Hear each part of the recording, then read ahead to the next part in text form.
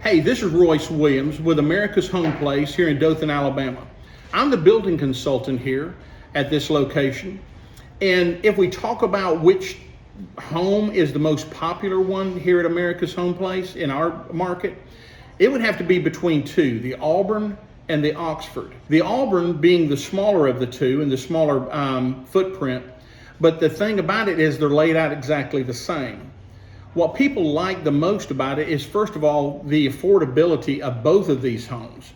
And by taking and doing something very simple like adding a wall right when you walk in the front door, to the left is a flex room, which quite often becomes either another bedroom, a third bedroom, or a fourth bedroom, or it becomes an office for the person. In the Oxford, it is the exact same thing. You walk in the front door, immediately to the left is a flex room.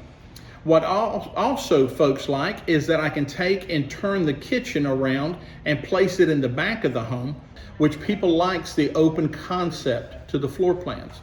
So if I had to tell you which one, I would have to pick two. It's the Auburn and the Oxford as far as which one people like the most. This is Royce Williams, the building consultant here at America's Home Place in Dothan, Alabama.